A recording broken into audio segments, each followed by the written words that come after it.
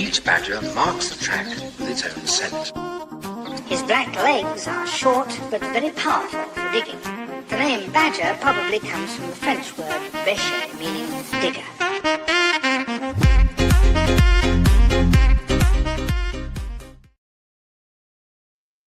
Hello, everybody. Welcome along. It's another edition. It's the final edition of the Cricket Badger podcast through the England against India series. And I rocked up for some commentary this morning, knowing it was only going to be a short stint on the mic.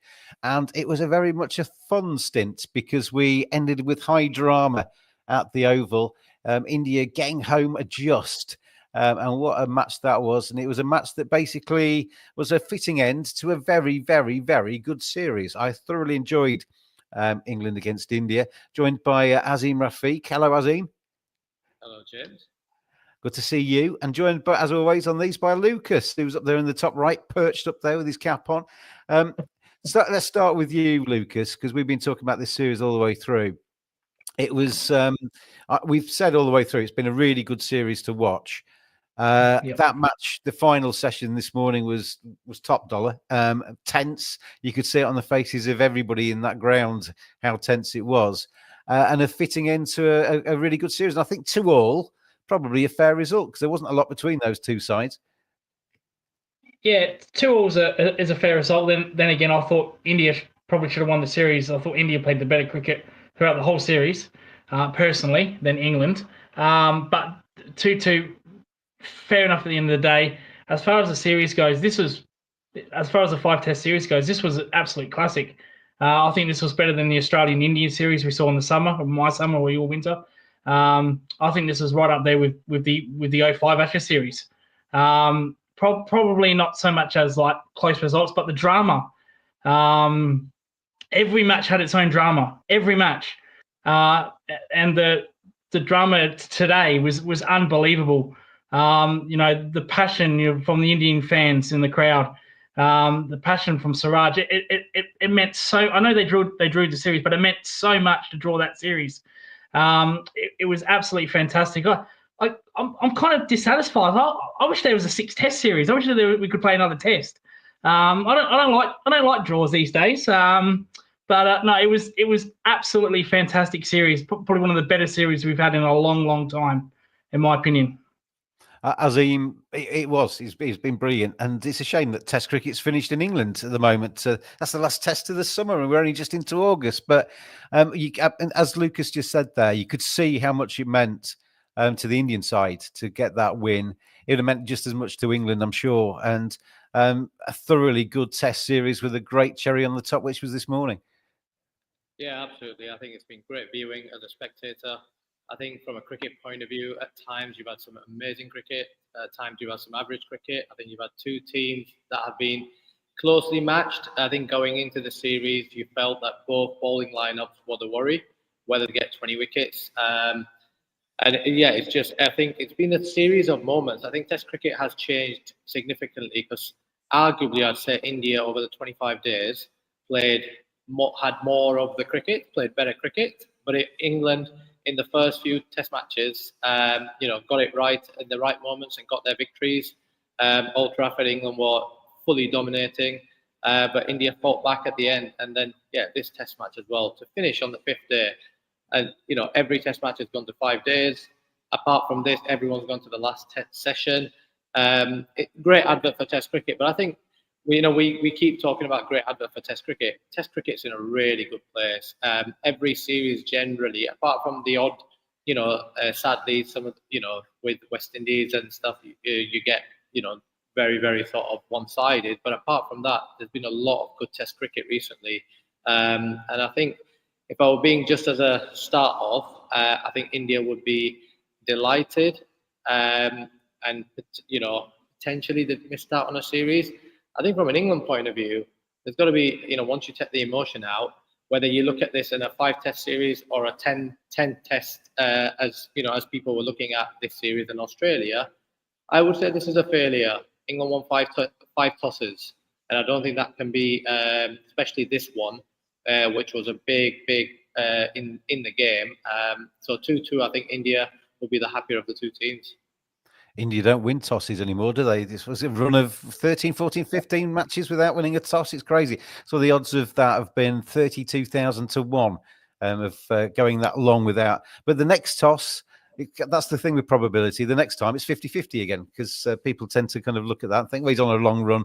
It must be his turn. But no, it'd be just 50-50 again next time. As I say, really enjoyed this. I'm going to pick out a few players. Start with Mohammad Siraj.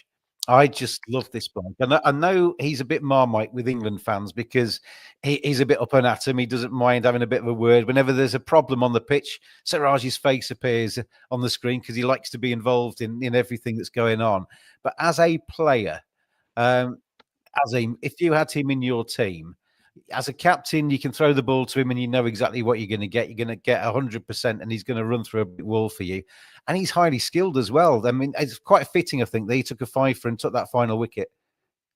Yeah, I think with everything else that he brings, which is absolutely brilliant, I think what doesn't need to be forgotten is he's highly skilled. You know, he's been very, very skillful, whether it's been with the new ball, old ball, when it's not been doing a lot. He's shown a hell of a lot of heart. You know, the last man standing, played 5 test matches, which is a big thing. Yeah, look, he had the moment at Lord's, which was so unlucky. And then even yesterday, to come back from that catch and still believe and drive his team forward. Like I said, going into this test series, the big question marks were, where were the 20 wickets? And India, you know, everyone talks about Bumrah, and Bumrah at times has been absolutely unplayable. But you've got to say, the 2 test matches they've won, Bumrah's not played. Siraj has got 16 wickets, I think, in the 2 test matches that they've won. You know, leading wicket taker in the series with 23 wickets. And whenever his captains needed it, he's been there. And even this morning, you know, I know it was pressurising for England, but as a bowling unit as well. And Indian cricket Twitter, by the way, is a very, very harsh place. And, you know, India walks away 3-1, which I think wouldn't have been fair. There would have been a lot of criticism and a lot of questions asked. And yeah, I'm just absolutely delighted for him because I think he's the sort of bloke you really champion. He plays with a smile, he gets stuck in, you know, and when he's got the shirt on, he's fighting for the badge at the front. We mentioned before, Lucas, on here that press conference question about there was some sort of shenanigans going on in the last test. Are we going to see some confrontations in the next one? And he just looked down the camera, massive smile, and said, "Yeah." And he's just up and at him. He's one of those players. If he's on your side, you love him. If he's probably against you, you might not be quite as for him. But he is as wholehearted a cricketer as I've seen. I think he's fantastic. Well, Bumrah might be the best bowler in that team, but I think the heart and soul of that team is Siraj. I think India are at their best when he has good positive energy, a good mindset. He's taking wickets.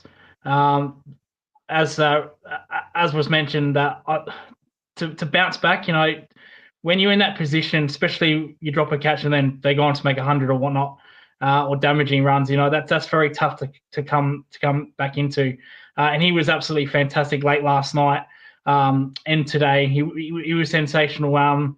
Not just with his seam, but swing as well. Hint to reverse swing, away movement as well. Just a highly skillful bowler. It's a shame because we talk about Bumrah so much. Siraj kind of just goes under the carpet a little bit, but not this series. He's the real deal, and he's done this before in England. He did this the last time he was here. So this isn't just a once-off performance. And in a way, I'm kind of glad he got his fifer, and he did it without Bumrah. So he's a very special player, heart and soul of the Indian bowling cartel for me. And it was on record this test match, especially last night, and especially today with these celebrations. I don't really care about that. That happens. I think as fast bowlers, myself, we like a celebration. So that's fine for me. But that's who he is. He's flamboyant. He's got flair. I don't mind that. Like I said, I was a former pace bowler. I did it when I was bowling. I'm sure Azeem would do it when he was bowling. So that's the way it is. So got no problem with that whatsoever. And it's what the game needs, James. We need a flamboyant character. We don't want robots out there. So Siraj was absolutely fantastic this series. Rubob's been in touch. He says, hi, congratulations to India for this test win. He says, if Wokes was fit after the first day, England would have bowled more economically. Let's go on to Chris Wokes, because that injury on day one obviously did hamper England. It changed the balance of that attack. It meant the three fast bowlers had to do something slightly different and bowled probably more than they were expecting to bowl at the Oval. But let's talk about today, because it always seemed to be on the cards that Chris Wokes was going to be walking out with one arm, basically. I mean, A, massively brave. B, I was hoping that he wasn't going to have to face the ball because I didn't want to see him get further injured. But C, you could see how much pain he was in every time he ran. And that arm went up and down as he ran. He was in serious pain. That took a bit of, judging by what I heard one of the players say after the match had finished, he was always going to come out, because he was saying, I'm doing this for the team. If it gets close, I'm going out there. But that took a bit of a few nerves of steel, that, Azeem, didn't it? Yeah, absolutely. I think, look, Chris Wokes in this test match, Rishabh Pant at Old Trafford. It's been one of them series, the players have given it their all, and they deserve a lot of credit for it. Watching Chris Wokes, and there is a possibility that could be his last playing Test cricket potentially, because I don't see him going to Australia. Well, from an injury point of view, I'm not sure he would have gone anywhere. So, and what an incredible bloke, incredible cricket for England. I think he's been great this series. Again, 5 Test matches. We didn't expect that when the series started, coming up off the back of an injury, and for him to put himself out there. With that, with the sling on and stuff, and you could see the pain he was under.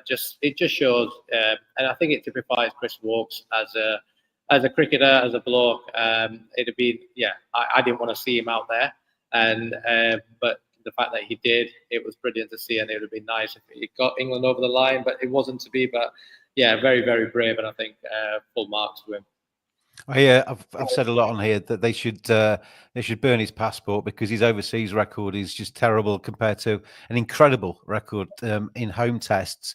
But I did say when I was commentating the other day, if that is going to be his last test match, walking off with his arm in a sling, with pain on his face after being kind of almost picked up off the boundary edge, would have been a really sad way for him to finish. At least if that is his last test now, Azeem, he goes off as a little bit of a hero, doesn't he? Because he's gone out there and he's put his body on the line, and he goes off with applause ringing in his ears because he's done that. Well, that's what I mean. Obviously the footage is going to be there. There'll be some incredible photos, and that if that is his last test, he'll be able to tell a lot of stories for many, many years about it. I think it's. So Chris Wokes is, I think, one of them guys who's just been. I think it's because of how good Ben Stokes has been in this era. In any other era, I think Chris Wokes would be, one of the top sort of, talked about cricketers in any team. You think of what he brings to the team, and just quietly doing it as well. And for him to have played a part throughout his career in the shadows of Ben Stokes and still to achieve what he has, is brilliant. I don't know if it's a sad way for it to end or just a heroic way for it to end. But whatever it was, it just showed him as I think it showed what he is. He gave his all for the team all the time. He put his body on the line at the end when it would have been very easy to say, look, listen, I can't. To be honest, I hope there's a bit more of Chris Wokes. I'm sure we're going to see him in white ball cricket in some of the franchise leagues, etc. But if he makes the summer next year, it'll be an unbelievable effort. But I wouldn't put it past him, because I wouldn't have expected him to play 5 Test matches, and he did. There's been times with Chris Wokes when he has starred in Test matches where he's done something amazing, but somebody else has always done something a little bit more. So they've got the headlines and they've done all the interviews, but Chris Wokes has been tremendous for England in English conditions, particularly. And if that is the end for him, he's well known as being one of the most likable guys in cricket. So wish him well, and certainly wish him well for his recovery, because that shoulder looks blooming painful when he was out there today. Lucas, with the way this test is finished, talk about it being great for Test cricket. That ground was full. I actually tweeted last night. Hopefully some people turn up for this final day, and I was told by about 1 million people on Twitter that they'd already sold out day 5, so people were going to turn up anyway. But it was fitting that finished in front of a packed house, wasn't it? Because it would have been quite sad if it had been in front of kind of like one man and his dog. And but I think the atmosphere really kind of played into the fact that was a tremendous finish as well. Yeah, the atmosphere from the crowd, especially the Indian fans, every time a ball was being bowled, they were just going absolutely crazy. They brought great atmosphere. It's a luxury in England to have such great crowds. We know what's happening in Asia with crowds. That's very disappointing to see. Australia is very good with crowds as well. So it's a luxury to have crowds in those kind of regions, because they do take it more seriously than other nations, in my opinion. So it's always good when there's a full house for Test cricket. I think that improves Test cricket. I just bloody wish it would happen around Asia, especially the Caribbean. We talk about a full house today, in the Australian West Indies series. Hardly anybody, which is always disappointing to see. So it's sad that it hasn't caught on, or it's slowly died. But England, it's good to see crowds in England. It's good to see crowds in Australia. Crowds in India. They turn up to watch cricket there. It's good to see, but I'd like to see it more around the world, not just in the same places as we do see. Your geography is blooming awful, isn't it? Since when's the Caribbean been in Asia? Anyway, I said Asia and the West Indies. Yeah, Asia and the West Indies. Yeah. I mean, what I could say the Americans. That would do the Americans. Stop digging. When it's nice to see. I mean, Virat Kohli was a big advocate of Test cricket. He put his heart and soul into it. Listening to Shubman Gill during this series as well, he's of the same cloth. He's basically saying I heard his interview after the match today, saying that you don't get emotions like that. You don't get kind of tension like that in any other kind of format. When you've given your heart and soul to something over 5 matches, when you're giving it over 5 days, all the preparation and planning that's gone into that series as well, and you come out with a result like that, you feel higher than if you've done it maybe in another format. And that's good to hear, Lucas, because if we've got Indian Test captains, India, as we know, powerful in the world game, if we've got players, Indians' most prominent players, bigging up Test cricket, that can only be good for the game. Yeah, absolutely. It's the only format where it tests you emotionally, physically, and mentally, all 3 different ways.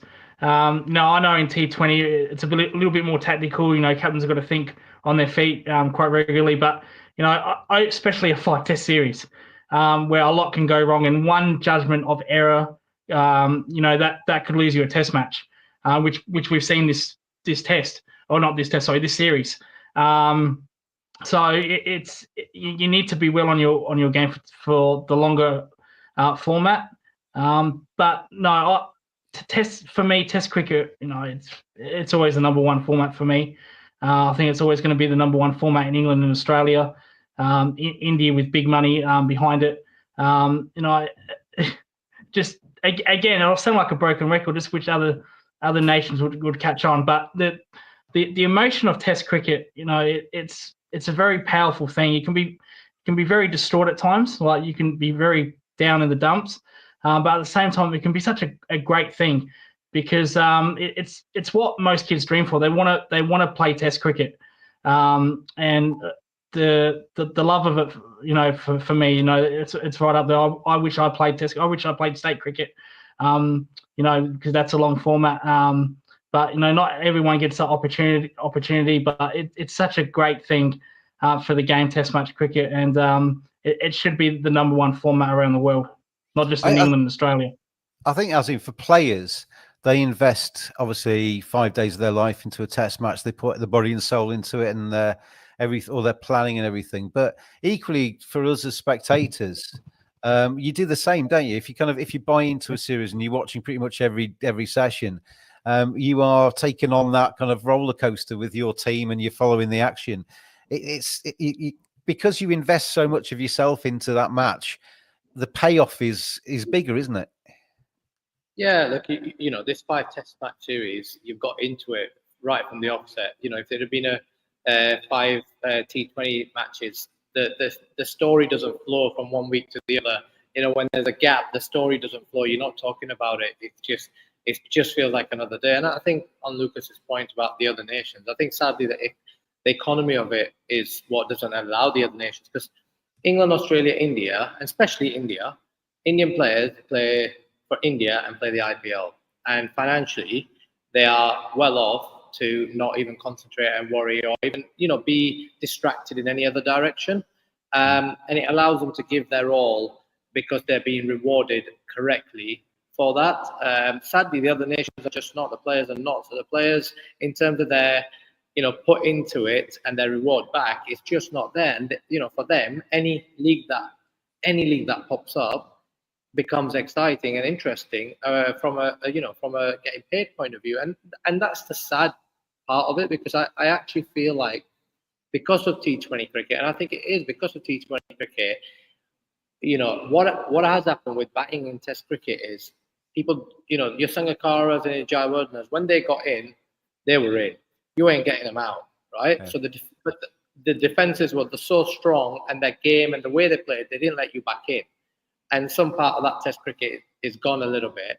But because of that, the batters their defensive techniques are not as good because of the white ball game. So it's brought the lesser teams at times into the game, because everyone has an opportunity to get 20 wickets. Because, one of the hardest things when there was that gap between the best and the not so best is that the lesser teams couldn't get 20 wickets. Now that's changed, and we've seen Sri Lanka beat England, and we've had really, really West Indies in Australia. We've had a lot of good one-off results, and if that investment went into the players, I think we would see it from the others. But you're right, from a spectator point of view, there's nothing quite like getting, you set in your calendar, you set your life around it, and you're like, at times, I'm in Dubai, so I'm out ahead. So naturally, it's later on in the day. You've got it on your phone when you're doing other things. You're fully into it, emotionally invested in it, because you're following the story, the narrative that from one week to the other, the talking points. Who's doing well, who's on top of the others, and then what you get is when a bowler gets on top of a batter, or vice versa, you see them real sort of magic moments play out, and that's what we've seen through the series. Siraj has been known to us all. Siraj, we've seen him perform in the past, but Siraj in our eyes today is much better than Siraj in our eyes at the start, because we've had this sort of, we feel like we've got to know him as a character over the last 6 weeks, 5 weeks, whatever it's been, because of moments on the field, when he's not been bowling, the catch, the batting, the emotion, the press conference. And that's what Test cricket brings that no other format can bring. Absolutely. There was somebody commented to me, one of the Indian fans said, love this series, but I'm looking forward to getting my life back, because you basically do kind of put everything else. I was walking around the supermarket, I had to go and get some shopping yesterday, and I was walking around with my mobile phone updating the ECB app to see what the scores were, because you want to know what you kind of think you're missing out if you're not actually paying attention at times. And I think in a way it was quite nice, because I was quite critical last night. There was it stems from when I was working with Yorkshire, you might have been involved at the time, Azeem. They went to do a T20 at Durham one day, and it rained all day, and they were getting the covers up, mopping up the covers, and literally they had one little puddle to finish, and it got to cut-off time, and they sent everybody home in the ground, sent the players off, and abandoned the match. When literally hanging around for sort of 10 or 15 more minutes, everything would have been fine for a 5-over thrash or whatever. And I think at times cricket doesn't help itself, and I was kind of taking that attitude into the sort of cancellation last night, thinking, well, it's going to be step forward an hour. And it was sunshine down in London, and if they'd just been a bit more patient, they could have finished the match off last night. But in a way, I mean, they were sticklers for the rules, and they should be. And it was actually probably a bit more dramatic to turn back up this morning and have that session this morning and finish the match off them today, because I think it added a little bit to it. Rhubarb, thanks for your messages. Tejas, hello to you. He says, a great test match. England fought till the end in this match, but this time we won. Lords, we were doing the same, but England won. main thing, bowling team, one on both sides. So batting in 4 tests in 4 something days is tough. Thank you, Tejas, for that, Indian fan. And we are going to play an advert for seatfrog.com, who are one of the sponsors of the Cricket Badger podcast. If you watch this, you'll see how to do it. But if you quote Cricket Frog when you book your train tickets, there's more cricket to see in this English summer. If you want to go see 100 matches, it's entirely up to you. You can do. I'm not going, but you can. And book your train tickets with Seat Frog. Quote Cricket Frog, and you can get yourself £5 off. Off the back of this as well, I'm going to play you a song that I've written. I found this AI thing. It's absolutely awesome. And I put the words in and I choose the genres and stuff. And basically it produces a song as if it was produced in a recording studio. It is a marvelous thing. Mohammed Siraj, it'll come off the back of this Seat Frog advert. We all want a bit of that first class lifestyle, right? Well, with Seatfrog, you can travel first class on trains for a lot less. We're talking up to 60% off first class tickets using our upgrade options. Think eBay, but for train tickets. Win your upgrade and you can enjoy food, drink, and a whole lot of legroom. Forgot the alcohol. It's beyond simple to sign up and start bidding. Just download Seatfrog and upgrade your ticket today.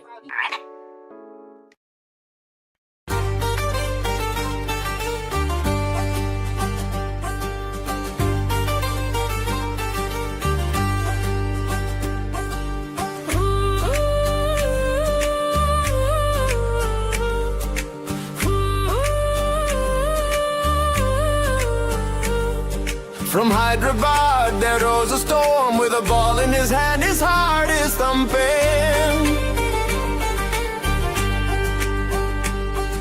A captain's dream, a team's engine, charging in, making the ball sing, sing, sing. He's got fire in his run up, thunder in his soul. Bleeds for the badge, bowl, bowl, bowl. He'll run through brick walls, answer the call. Mohammed Siraj, he gives his all. Throw me the ball, I give India my all. Yeah, that's the first verse. That's the first verse. What do you reckon, Azeem? Catchy tune. You've definitely done the lyrics. Yeah, that wasn't said in a positive way. That wasn't. I don't know how to take that. No, I thought it was good. I thought it was good. He did. He's a captain's dream. I'll play you my Harry Duke song at the very end of this podcast. So you can look forward to that, everybody. Let's get back into talking about the 5th test. And there was a couple of, I say a couple of moments. There were loads of moments in this where, the Chris Wokes the injury obviously had a massive effect. But when Root and Brook were batting yesterday, it looked like England had the match won. They were basically, we all know how good Rooty is. Harry Brook, when he plays well, is as good as. And they were flying, and they were getting closer and closer. Got it down to kind of double figures required, and you're thinking, well, this is actually getting a bit boring now. I was hoping for some tension, and they're making it look too easy. And then Harry Brook did one of what Harry Brook does, and kind of spooned it up in the air. And that dismissal then opened the door for India, who suddenly seemed galvanised and had the hunger back, because Shubman Gill's body language was getting kind of fairly floppy because he was almost like a beaten man. And when you get into the situations like that, what Harry Brook, he was averaging 60. So who am I to tell him how to bat in Test cricket? But Azeem, you've got to kind of, when you shut the door, you've got to kind of bolt it shut and make sure that you win and you don't give anything away. Yeah, listen, I'm going to try and, this might be a bit long-winded because I've tweeted on this and there's been a hell of a lot of responses. I come at this from the point of view, and I don't say this lightly, Harry Brook for me is a mixture of Joe Root and Kevin Peterson. And I don't say that lightly. I think he has the ability to genuinely, I know we're obviously looking at Root here, what he's achieving right now. I honestly think he has the ability to be as good, if not better, right? And we could be talking about Harry Brook in that sense 10 years from now. I really do believe this. I feel like throughout this setup, I think he undersells himself, and that, again, averaging 60, I think he's far too good to be running down the pitch and just hacking at balls, which he does in a lot of situations. He did it yesterday. He got out on, and he should have been out if Siraj doesn't step over. The next ball, he then runs down again, has another hack, and he slices it over point. That needs a lot of luck. And listen, he got the luck, and then he played his class. He showed his class. I don't agree with this, and I've had a lot of this responses. But yeah, but that's the way he plays. Or you just said Harry Brook did what Harry Brook does, because I think that's a bit of a cop out personally. And I don't think that he needs to do that, and I don't actually think he needs to rein it back in a huge amount. I think he can carry on playing the way he's playing without the hacking for no reason whatsoever, and you can see it. You can sense it. Ricky Ponting talked about it yesterday, I think. He said on commentary something like, "I told you off the mic then that I just felt like he was going to run down," and you can see it and you can sense it now. So I come at it from that point of view that I think is very, very good. For me, that yesterday, and if Harry himself and the people around him don't actually look at that and actually genuinely, instead of spinning it in whatever direction, hindsight's a wonderful thing, blah, blah, blah, which is what he said, then they'll be doing him disservice and he'll be doing himself disservice. That yesterday is, if I was to pick a moment why England have lost this test match, that is it. Okay, he put England in that position in the first place.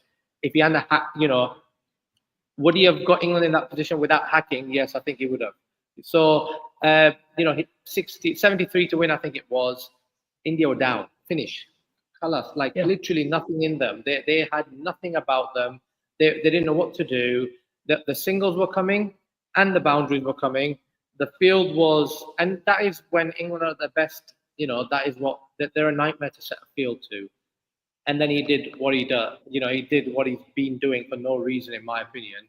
Run down, have a hack, and that's it. And it gave him an opening. And to be fair, even at that point, there's a long way to go. But, there's a little bit of criticism about Bethel. For me, he doesn't even come into the conversation. Firstly, the lad's played no cricket. Secondly, he's played no cricket full stop in his career. He doesn't even have a first-class 100. Yeah, and mostly he's just following the messaging, right? That is the messaging. I can imagine this morning, from that first over and what Jamie Smith was doing, I'm sorry, I'm just flipping to something, is that I can imagine that the messaging from McCullum and Co this morning, all night, is like, right, we're just going to get it done. We're just going to get it done. Go out, whack it. Don't die wondering. And actually, sorry for my language, it's complete bollocks. It should have just been, let's just play normal cricket. They bowled the 6-7 stop line. In 5 overs time, they were had to go to a new ball. India has still had a lot to do. I mean, they did when Harry was in. They were done, finished, and they still had a lot to do after that. And even this morning, Jamie Smith, that innings he played at Edgbaston was as good as it gets. Jamie Smith is a hell of a cricketer. Why do we need to, and also just for all the, Baz bowlers, like this is the only way cricket's invented, played, blah, blah, blah. England's won 2 test matches this series. Last day at Headingley, they played proper cricket. And at Lord's was as un-Bazball as it gets. And, they got stuck in. And so it's really hard to evaluate England. It's serious because I think there's been growth. But again, they've done it again where moments, it's their mindset. And I heard McCullum's debrief again. And I find it really difficult. I'll be honest with you. There's too much of this chat of, and it comes from a point of view of when he took over, the England team had struggled, but actually they had COVID and many other things. I think this whole thing of let's just go out, play shots, etc., comes from a place of thinking that they weren't that good. But I think these are very, very talented boys. I don't think they need to be, completely go out and do this. And the biggest one being, I think this is 7 series in a row now against India or Australia that England hasn't won. And Test cricket, the reality is, with respect to everyone else, Test cricket for England, Australia, and India is completely different. And it's the only 3 where you can really judge because of the resources. And that's not a disrespect on anyone else. And England, as I said, I think this is a failure.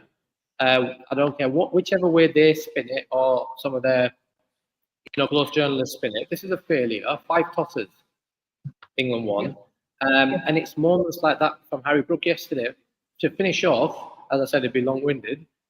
Number 2 batter in the world. He's your best player. 111 runs don't matter. They don't matter. It's the next 73 that would have mattered. And them 111 would have mattered if England had have won. And once you're in a game of cricket, I think, and again, when people are watching who have not played, they look at those who score less as easy to criticise and the criticising points. Actually, the way we sort of look at cricket is once you're in, it's your responsibility, because in a game of cricket, it's hard to get in, right? So, when you're one of the best players in the team and in the world, that is your responsibility to see that home. And look at Booty after that, etc., etc. He opened it up. He gave them an opportunity when they were dead, gone, finished 3-1, and England had walked into the next few, whatever weeks, a little bit of a break into the Ashes. Now 2-2, the pressure is well and truly on.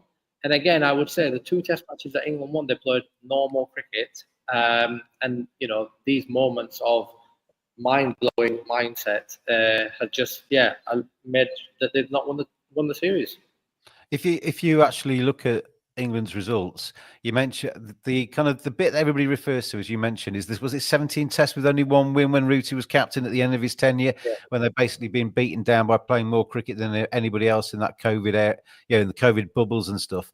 That it massively needs an asterisk next to that little period of cricket, because that was cricketers basically playing to keep the game alive, not playing to win. And there was a massive difference there. They were playing in alien conditions. Obviously, factory workers and stuff or whatever else were doing far worse, probably. But in cricket terms, they were playing in non-cricket friendly situations. Prior to that, are the results that we're getting under Bazball any different to the results that came before? No. I would say no. They're exactly the same. Yeah, in the past, England struggled to win away from home and won at home. And at the moment, they're not even, not always winning at home. So it's, I think it's very. I mean, from your point of view, Lucas, you're obviously our resident Aussie. The next big thing is the Ashes in terms of Test cricket for England. How do you see that? Because I mean, from my point of view, I look at Australia, and I don't think this is a vintage Australian side. There's problems that Australia have right now, particularly in the batting side of things. But from your perspective, having seen England play against India, are you quivering in your boots? Are you confident? How do you see England's chances in Australia? I said to you before this series, I said Australia 5-0. Why would you have any confidence in England? Historically, they've been bad here. Sorry. I should have realised before I asked that question. You're a blooming Aussie. Oh, that's a silly question to ask. You're going to say 5-0 Australia. I want your honest answer, Lucas, not the Glenn McGrath answer. Well, the honest answer is that England's biggest strength is their bowling, in my opinion. Both batting lineups are fragile. I mean, both of them in Australia as well. Australia's biggest threat is their bowling. You need in Australia, I think you need to do 2 out of the 3 things. I've said this in other shows. Your captaincy needs to be absolutely spot on. You need to out-bat Australia. So whatever they make in, you need to either make more or you need to bowl them out. That's what you need to do. And historically, teams don't do that. They struggle. Now, there's been a shift during the 2 Indian series. The 2 Indian series changed everything. India did do that. They captained well. They bowled extremely well, especially Bumrah. And the last 2, not this one this year, but the last 2 before that when they won in Australia. That changed everything. They changed the way their pitches should be. I feel for both top orders. I think this Ashes series will be a bowling series. I think we'll see 2-3 day tests. Australia have made it clear that they don't really care about ticket sales. You can't buy day 4, day 5 tickets. They're not on sale. So that probably tells you that they don't care if it only goes 2-3 days. So to Azeem's point, who have England really bet in the last 2-3 years under Bazball? Okay, they went to Pakistan the first time, they won that on roads. The second time they went to Pakistan, they won that first test, and then Pakistan thought, this is just hopeless. We'll go to ranked turners. They won that easily. They went to India. They won that easily. Now, they did win in New Zealand. That was a good win. I expected New Zealand to probably win that series. So that's the only time I thought, you know what, that's a good series. That's a good series they've won. The teams against West Indies, South Africa at home, with all due respect, they're supposed to win that series. So they've only really in the last 2-3 years, they've only really bet New Zealand at home, which you can say that was a really good performance. They got thrashed in India playing that Bazball way, and Azeem, he hit the nail on the head. If Joe Root came out today, I can absolutely promise you that would not have been the mindset. He would have played his natural game, steady, patient, grinding.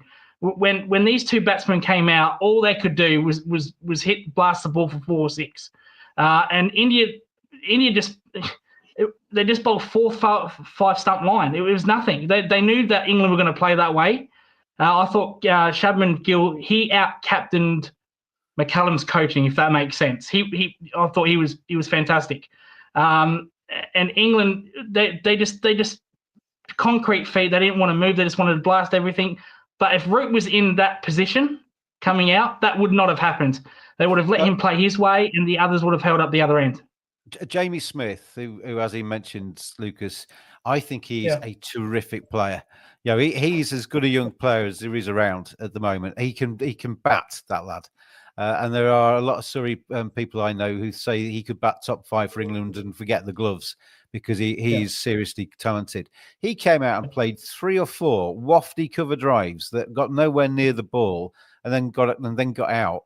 That wasn't Jamie Smith at his best. That wasn't Jamie Smith engaging brain. That was Jamie Smith encouraged to go out and play like that. And that, it didn't look very good from that perspective. I'm going to play another advert. We should say thank you to Match Bingo for their support of the Cricket Badger podcast. This is how you can get a little bit of money back from them. Let's go.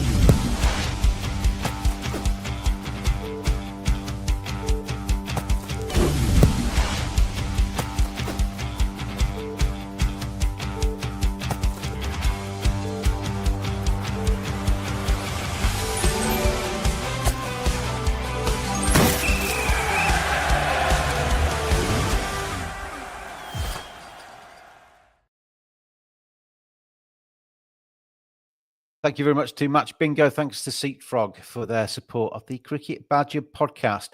Let's talk about Ollie Pope, because I tweeted the other day, can you imagine England going to the Ashes without Joe Root and without Ben Stokes? If suddenly those two had some kind of niggle and weren't able to play, that England team looks very, very, very different because Rooty is so reliable with scoring runs, and Ben Stokes adds so much balance and so much competitiveness to that England side. Ollie Pope, for me, as a captain, he doesn't, well, from a distance anyway, he doesn't inspire me too much. And I noticed the other day when England weren't taking wickets for a period, I don't know if Brendan McCullum hooked him off the outfield or whether Ollie Pope skulked off to go and have a chat with Stokes and McCullum. But it seemed that despite the fact he was captain, he wasn't really captaining that side. He was basically just regurgitating the orders he was getting from the dressing room.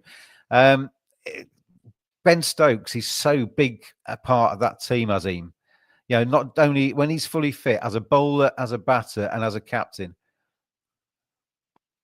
Yeah, listen, I think Ollie Pope, I feel for Ollie Pope. I did last year. I think he's unfairly criticised when he captains because the reality is he captains when Ben Stokes is not there. And Ben Stokes take his captaincy away. Any team without Ben Stokes would be a lesser team. So he's already starting from a position behind the line.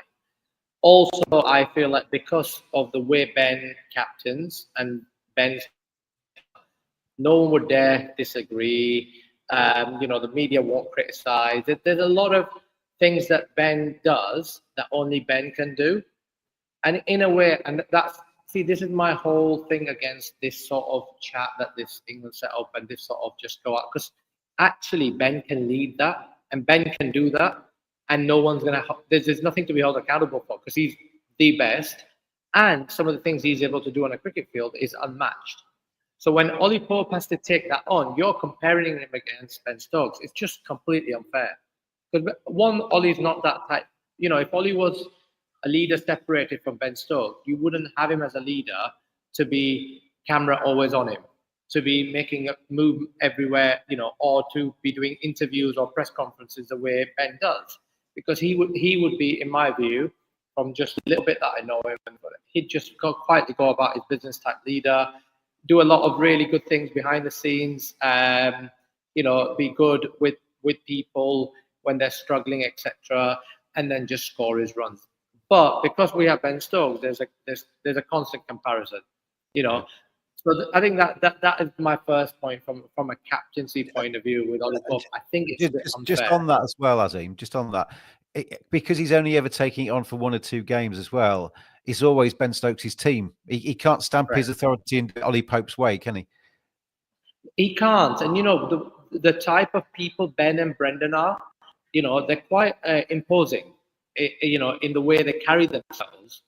And I think I've sensed this with this England setup anyway, that there is a bit of there's a bit of a hierarchy. And actually, I don't know if this is just because we've got to Ollie Pope, the player as well, is quite an interesting thing because these guys talk about golf, days off, etc., etc. Whereas Ollie Pope strikes me as someone that wants to hit balls, be quite meticulous in his preparation, and I think that type of leadership clearly doesn't work for everyone. And maybe Ollie Pope's one of them people that actually doesn't enjoy that level of like blaseness. So he's a completely different person. So, and also when you are just stepping in for that one test match here, you're being talked about. It didn't help last year when Michael Vaughan, went at his captaincy, and he did it again. He did it again this test match when they weren't getting the wickets. That doesn't help Ollie at all. So I think it's a bit unfair the way he is sort of, I guess, criticised or challenged. But it's just because of the Ben Stokes, how good Ben is, and how everyone holds Ben in that sort of thing, in that light, and it's a difficult thing to follow. Lucas, we've talked about Ollie Pope a lot on here, and I know the jury's out a little bit. I think he's got every shot in the book. I think he's a really good player, but he doesn't always play the shots in the right order. He's definitely got some technical flaws there. And you brought up quite a few times the fact that he scores a big score early on in this series and then doesn't really follow that up. And he's done that again in this series. He got a century early doors and then hasn't really followed that up with anything else.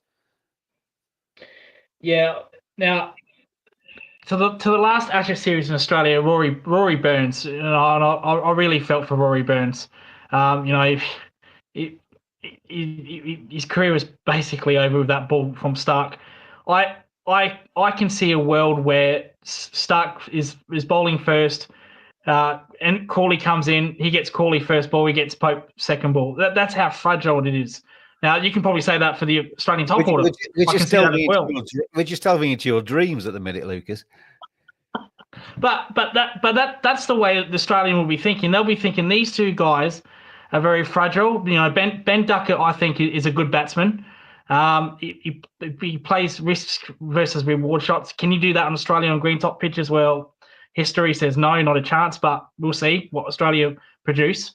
But with Crawley and Pope, I really, the writing's on the wall from them. It's like putting them into the wolf's mouth with Stark. I genuinely believe like these Australian fast bowlers, we know how aggressive they are. They know how chirpy they want to get. Can see in a world that they'll be thinking, right, can we get these two blokes in the first over? Did that with Rory Burns. I remember in an interview last year, Stark did an interview and he said he couldn't wait to get to Rory Burns.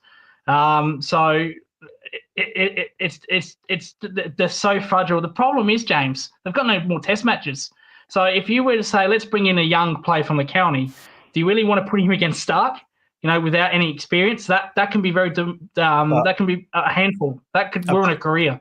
I've got to say, Lucas, I don't think England are going to change this team. We know what England's. You could pretty much write down what England's Test squad's going to be for the Ashes, because they, we see what they pick, and we know who their favourites are, and that they don't go outside that squad. They've got their squad. It's been a 4-year cycle looking towards this tour. Bashir will bowl. Ricky Ponting was crying out for Bashir the other day, saying that Bashir is the best option. He's the nearest Nathan Lyon that England have got. But we know that Crawley's going to open. We know Pope's going to be at number 3. There's nothing, no matter how much we discuss it and the rights and wrongs of it, they ain't going to change that. Well, it won't change that, of course. But at the same time, if that does happen to them, I don't want, at the end of the series saying, oh, well, we didn't have anybody in the county. We didn't, do this. We didn't set up right. You had every opportunity. I think, Azeem, when India came over this summer, they sent an Indian A squad out about a month before their main squad. It included Jaiswal. It included quite a few that have actually played in the tests in the summer. And it got them a few games ahead of the series. It got them used to English conditions a little bit as well, so that when the first test came around, Jaiswal scored a century. England are going to have the Lions out, though. It's going out, I think, at the same time rather than ahead of.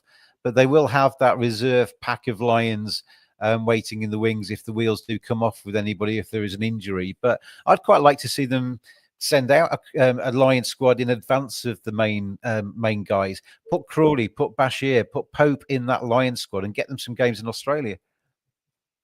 Yeah, listen, these are like simple, basic things that, you give yourself the best possible chance. India did it. You play more, you're going to be more prepared and more ready to go. This England setup seems to go the other way every time. So, is there any even point even discussing it at this stage? Because they, you know what's going to happen. They're going to get out there and they're going to play golf for a few days. They're going to irritate a few more people with that. And that's the way they want to go about their cricket. I don't agree with it. I fully agree with you. Listen, you're going to Australia. You've not won there God knows how long. It was Strauss's team last time. And before that, hardly ever. So, how do you give yourself the best possible chance? And for what it's worth, and a little bit of pushback on Lucas here, and just generally, actually, while this series has been going on, obviously Australia's been playing as well. The more I watch Australia and their batting specifically, the more I think England's got a chance. I said it from this first day of his Test cricket. If Constance is in the best 11 players in Australia, then England's got a chance this winter. Because Australian cricket's been known for having, top batters, and at each state, and to be able to call upon. I can't believe that he is in the best 11 players. Listen, and also they did show some glimpses of holes in the last Ashes series. Lyon, was a big loss when he got injured at Lords. Australia looked a completely different team after that at times. And that bowling attack, as I think it's been one of the best bowling groups there has been, is aging. It's at the back end of their career, so they're over the peak.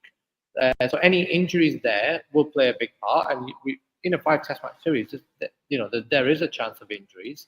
And also, most of them, as I said, have played their cricket with Nathan Lyon as the holding spinner. And as soon as they didn't, when Lord's injury happened to Lyon, they looked. I watched Crawley's knock at Old Trafford live, and I've never seen an Australian team look so ragged and so out of,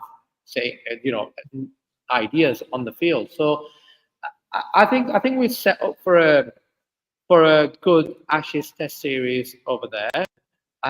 If England are willing to get away from the chat and just play simple cricket, because I think ultimately over there in Australia, there's a skill factor, but what Strauss's team did really well, and what teams that are able to, you look at India when they won out there, is the stamina to keep going and keep staying in the game and keep doing the simple basics well, the bigger grounds and stuff. And I know cricket in Australia has changed quite a lot. We're expecting pitches like what Oval was at the start, and that will be quite interesting to see how that plays out. But I think in Australia, if England go out there with the mindset, and I think there's something in what India did this morning, by the way, that 6-7 stump line as well. But if England go out there with a mindset that they're going to go out there and just whack their way through this 5-test Ashes series, then I know we've had some really, really disasters out there.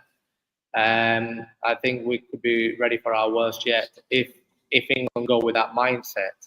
But one thing I would say, again, to counteract that, and that's why this England team's so hard to actually comment on, is because they have shown some growth at different points. And listen, big series for Joe Root as well. And, I've had a lot of stick off Matt on our podcast because, with all he's achieving, and he's probably going to go past Sachin, without an Ashes 100 in Australia, for me, it's a significant thing. And if it was the other way around, if it was Virat without an Ashes, without a 100 in Test matches in England, I was going to ask you how many Ashes centuries has Tendulkar got? None. Well, he's not, because he's not played Ashes cricket. But you know what I mean? If we said, these big players, if they hadn't got a century in England, we would be saying they've not done it in England, then, which is why we. So I think it's a big thing for Ruchi. He has to get that 100, and then for me, then it just, there's no question after that. There's a lot of, as we talked about at the start, there's a lot of story and narrative with this Ashes series, and I think what I've watched with the Australian batting gives me some hope for England. I think England need to get off to a good start in the Ashes. Losing Burns' first ball is not the start they need. They need Ruti to get an early 100, so that kind of isn't the story. It's kind of played out all the way through the 5 tests, and they need to get themselves into that series because it's a long old series. And one of the things that I thought was impressive with this Indian side, 5 test match series, I know it was crammed into kind of just over 6 weeks, but they kept on being strong all the way through. Their heads didn't drop. And sometimes teams at the end of a series can start to get a bit tired and want to go home. And, it's all got a little bit too much. They did at Old Trafford, didn't they? Yeah. They did at Old Trafford. They looked gone. Yeah. They looked gone, but they didn't give in. You're absolutely bang on. Sorry for interrupting. Yeah. So what Azeem said there, Lucas, is your boy's got no chance at all. Well, I agree with what he says. What Azeem says partially. Our top order is fragile.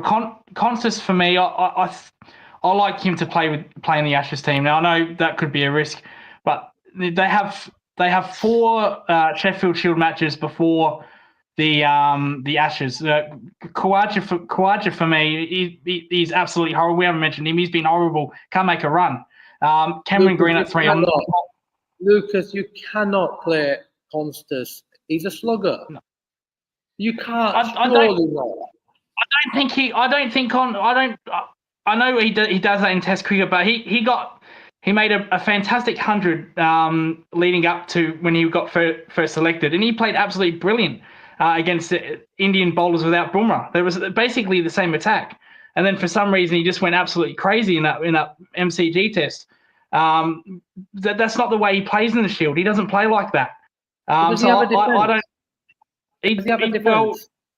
He has a great defense in the Sheffield Shield. He makes 150, 160 ball hundreds. For some reason, like I said, he just goes crazy in the test scene. The West Indies series, he was terrible. I have to say that he was absolutely terrible. But he does not play. He doesn't play like that in the Shield though, Azeem. He never has. But is that nerves or is that too early? Is he too early? Because when I see him, what I see is that he knows, or as soon as he gets in, he knows that he can't defend. And because he knows he can't defend, or he doesn't feel like he can defend, he then goes off playing these shots. And it's a little bit of when someone that's not really confident but puts this bravado on of confidence. That's what I sense from when I watch him. Now, that's either it's too early or that when he gets put into that heat of Test cricket, which is completely different to Sheffield Shield, that nerves just get the better of him. Or they're asking him to play like that. That's the role they're giving him. Yeah, which I'd be disappointed because he doesn't play that. And if you watch his Shield innings, he doesn't play. He's nowhere near that player. Now that innings against Bumrah at the MCG, that he got a bit lucky. Let's admit that was a little bit lucky. And then India kind of lost the plot. They didn't know how to bat to him, and they got him out eventually. But that didn't happen again that series. They got him out early. So maybe he thought, well, it worked the first time. Let's continue to go with it. So I'd be disappointed if Cricket Australia, A, tells him that's how you got to play, or B, we want you to play like that, because he doesn't play like that in Shield. I think also, to your point, I think it'd be a wrong move if Australia prepared flat wickets. Now, I mentioned the Indian series when they lost to the India the second time. That was almost like a line in the sand moment. They changed the way their pitches were made in the Sheffield Shield. They went from hard wickets to green tops, where you'd see Sheffield Shield games end in 2 days. That completely changed everything. We saw the South African series, which was a green top series, where the Brisbane Test was 2 days. West Indies green tops. The Indian series were all green tops. They went down 1-0, Azeem, and they still made a green top the next test. So that I think it'd be absolutely silly if they don't make green tops. I think they will. Pat Cummins made an interview a couple of months ago about the pitch. He said he loves the pitch. He'd like to see more of it. For me, that's an SOS to say we want a green top in the first test of the Ashes. I just think it'd be I think that'd be a mistake personally, because I think a green top brings England back into it, and toss will play a big part. And normal Australian Test wicket, Pat Cummins, Mitchell Starc, Josh Hazlewood, Nathan Lyon, they'll be all right getting 20 wickets on a normal Australian Test pitch. Agreed. Whereas England bowlers would, say Jofra and Woody, both not fit or not injured or not playing at the same time. England lack any sort of firepower without them. But a green top would bring like the likes of Tong, Sam Cook, these guys back into the game a little bit. So I'm a big believer when you're the better team, get the best cricket pitches, and more times than not you will win. And I think when you start playing with the pitches is when that's when it can start. I like game to be simplified. Best cricket pitch. If you're a Pakistan in Pakistan where you're so far and England, that's a different thing. I do exactly what they did at the back end of that series. India do that at home. That's that you're not gonna, even in India. I think the Indian spinners would spin it on a good pitch, whereas England spinners would struggle when they make absolutely pitches that spin everywhere, like Tom Hartley and Bashir actually played a part. Whereas they would have really struggled if it was a normal Indian pitch. So, yeah, I think sometimes home teams get a bit too. They start looking too much into the pitch, especially when they're a better team. I get 100% get what you're saying, and I agree with some of it, but I just think that to change your setup, at the Sheffield Shield level domestically, they were producing, before that Indian series, when they won it, they were producing wickets where there was 500 runs scored in 1 day. There were teams ending the match on day 3 for crying out loud. It was that flat, and to change it so dramatically and keep it that way for the last 2 years.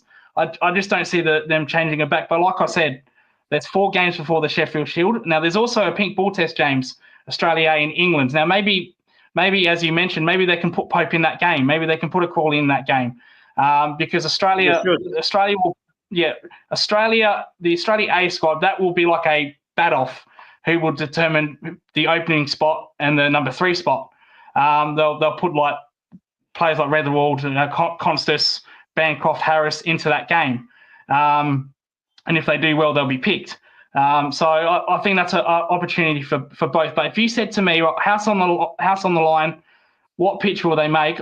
I believe it'll be a green top from what I've heard and from what I've seen. I agree with that. Too much Ashes chat. We need to put it's too early to be talking about the Ashes. India for their all thing right now. Let's on that basis, and let's move it back to the India series. Let's finish off with some chat on that. Rubob's asking you a question, Azeem, here.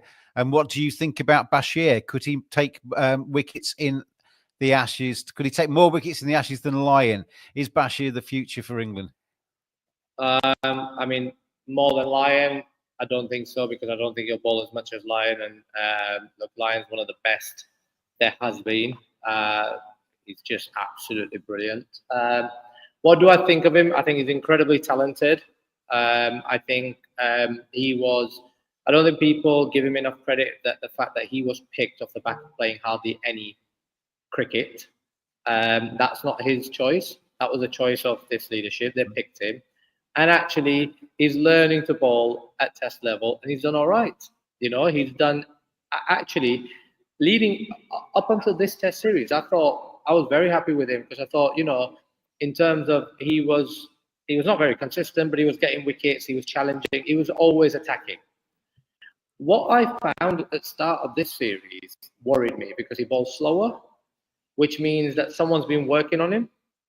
And actually, he looked less effective. I thought India first few matches basically had a mindset of that he's not going to get us out. We'll just milk him. The longer we milk him, the less we have to face seamers, and we'll just hit him whenever we want. I felt like that's how India was playing them. But even then, he created chances and got wickets. So from that point of view, I think he's got ability to get wickets. I just hope that whoever's working with him is not going to try and there's this tendency. We don't coach or captain spin well in England. That's just a fact. There's not an opinion. You can keep going. If you would, I think he took 10 wickets in the series before he was injured. So it was somewhere in that region. So he did well. He took wickets, but of those 10, I think 9 were caught pretty much on the boundary.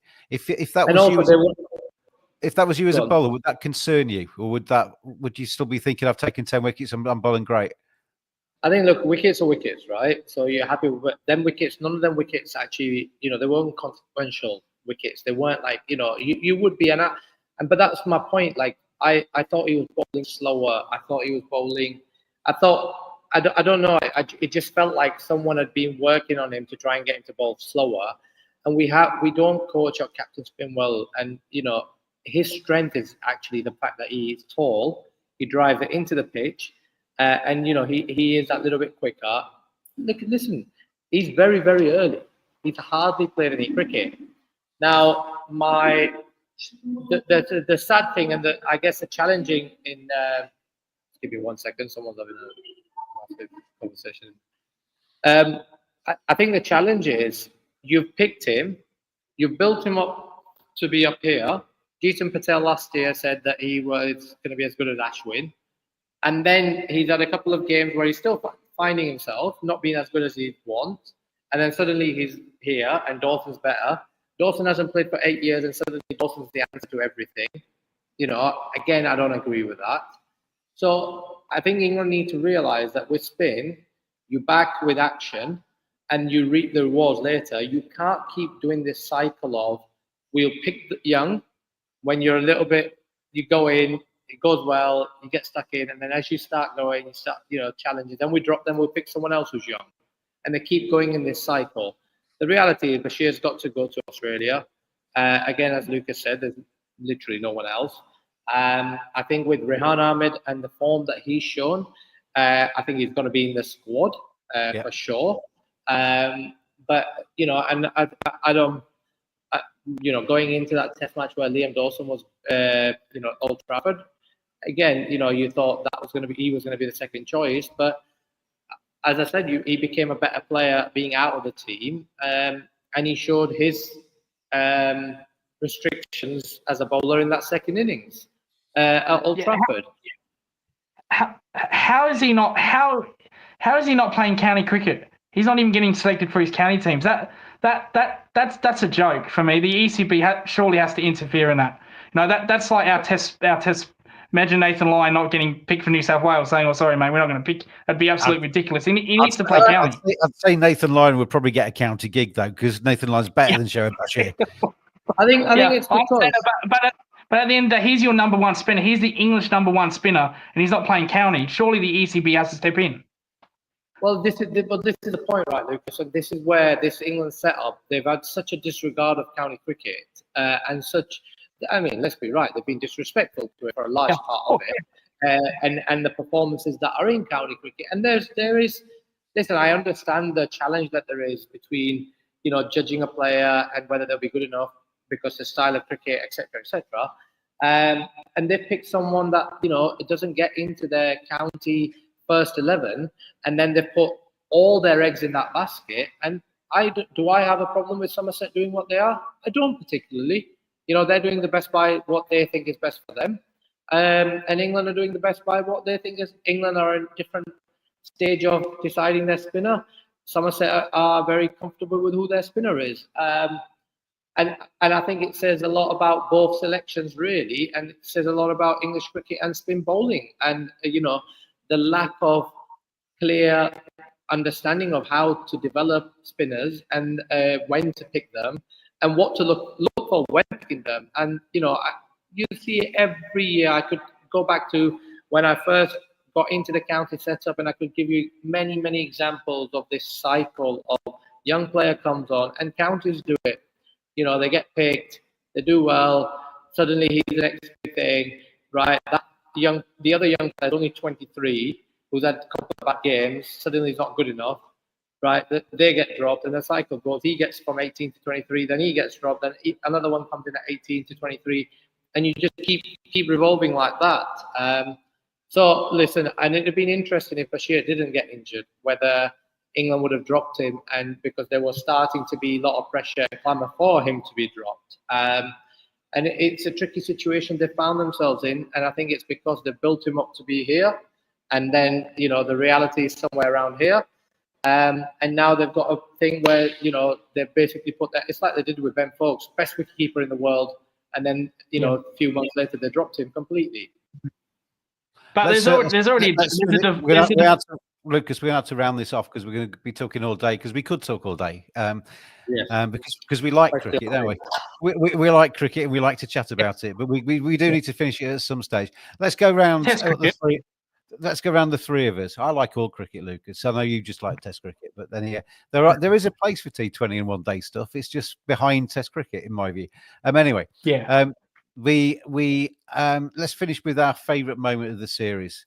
If you can think of a favourite moment of the last 5 Test matches, something that is going to live with you for the foreseeable. Have you got anything in your brain, Lucas? I mean, that's just a general question, but have you got anything in your brain? No, not. Yeah, okay. Not a moment per se, but just the passion of this series. What it meant to so many people. With the Indian crowds coming along, the English people, packing stadiums on day 5 of Test matches. That's great to see for Test cricket, and that's something that I really want to see everywhere in the world. So for me, it's that. Azeem? Mohammad Siraj, I think I could pick many moments with him involved in it. Lords on the wrong side of it, the catch yesterday, the Yorker today, the press conferences, the interviews, all of it. I think but if I was to pick one, I think, the Yorker today to finish it off, highly, because it's, with everything else he brings, it's the skill that I don't want people to forget. The skill level of this bloke is tremendous. So Mohammad Siraj, Yorker today to finish it. I'm going to go. I've got 3 in my head, so excuse me. I'm going to go for 3. There's that day that Ruti basically went to second in the list and just broke record after record that day, which is just was incredible. And he's going to go on and go past Tendulkar. He's hungry enough and he's fit enough, I think, to do that. So that wouldn't surprise me at all. Pretty much everything Rishabh Pant did when he was in the series. So I'd just there's 2 Indians that I would watch all day long, and Rishabh Pant's one and Siraj is the other. They are just entertainers, and they are just great to watch. And Rishabh Pant is incredibly talented as well. And then Woakes today, Woakes walking out with his sling on, and the bravery that showed. And if that is the last we see of Chris Woakes in an England Test shirt, he should be very proud of the career that he's put together. And long may we see him playing cricket. But if it's not going to be in Test cricket, then we wish him well, and wish him well for a speedy recovery as well. Who wants to see my Harry Duke video? Go on then. Don't all shout at once. There's that saying, you got to be careful when you're batting, because there might be a ball with your name on it. Yeah.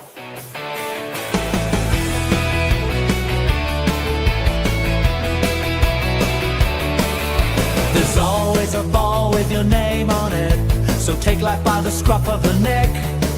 Tread water and you'll find it's too late. Score while you can try.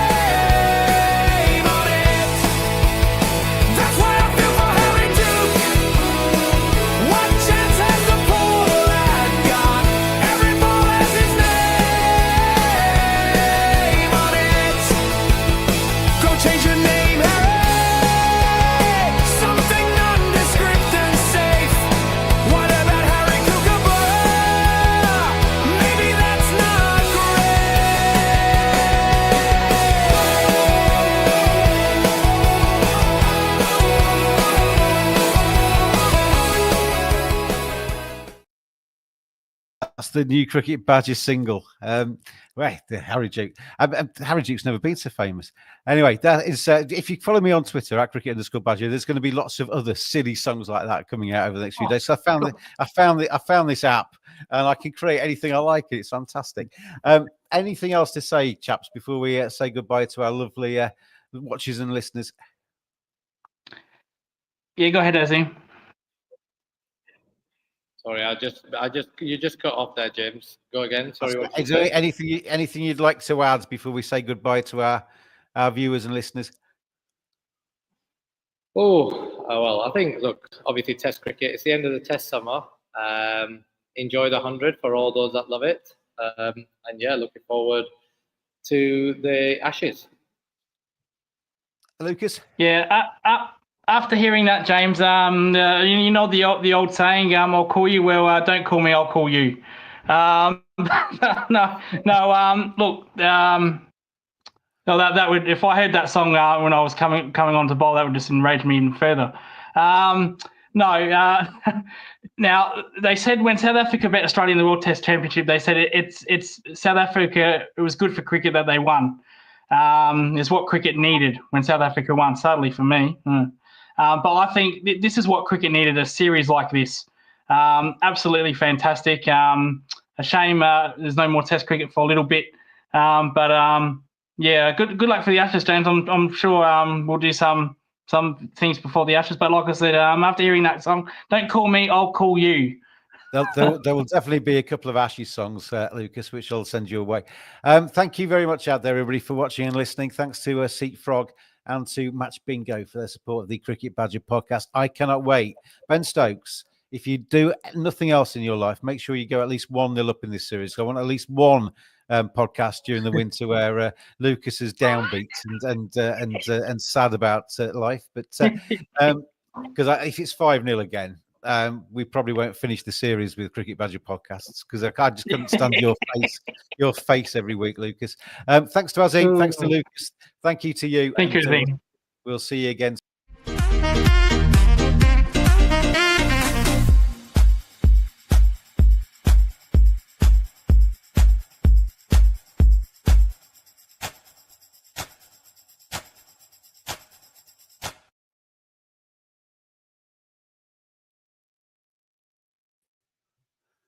Cheers, mate.